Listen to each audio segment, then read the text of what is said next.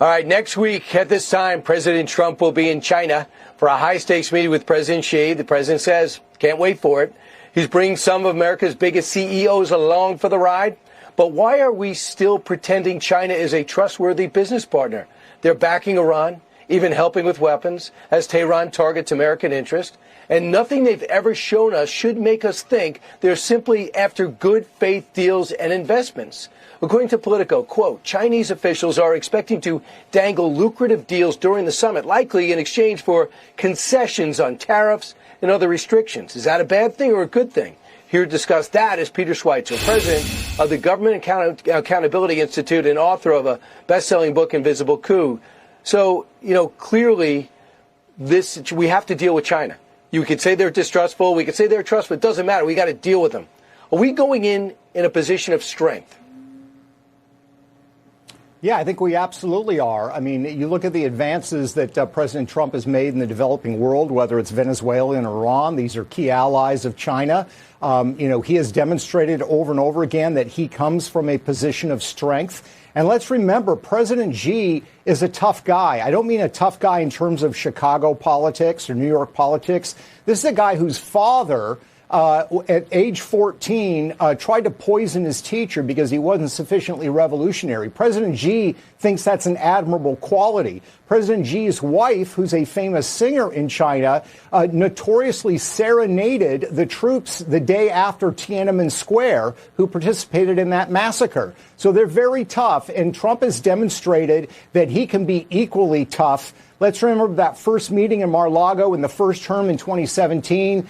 They were dining. President Trump talked about how terrific the chocolate cake was, and then he explained that he was bombing ISIS targets in the Middle East. So I think he's coming from a position of strength. He cannot be lured into these commercial deals. They never work out with China. There's a long list of companies that have done joint venture deals with China. They all end up at the short end of the stick, and that is not going to change.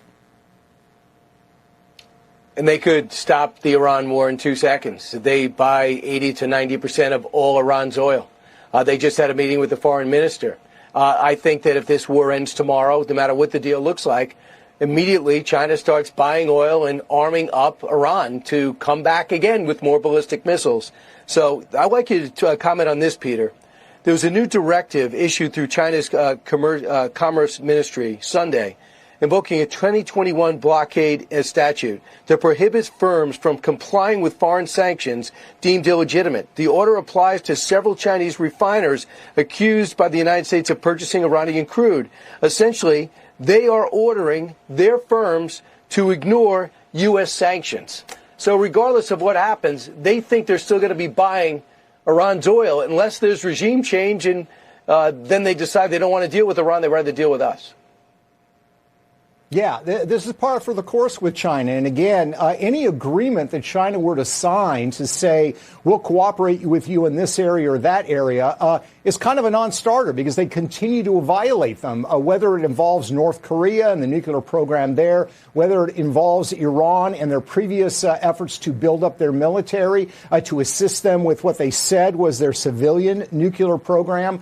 China's interest is in destabilizing regions around the world that the United States and our allies would prefer to remain stable. So we need to recognize that we have to apply maximum pressure. And that means not just diplomatically. It also means saying when it comes to technology, we are not going to do these joint ventures with China because there's a long list of tech companies, whether it's Honeywell, Intel, others that have gone to China, struck joint venture deals. They all got totally screwed in the end, Brian. And that behavior is not going to change.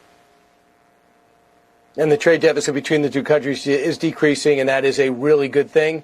We'll see what happens. I know President Xi really respects Trump or fears him. One way or another, he is treating him a lot better than he did the previous administration. Thanks so much, Peter.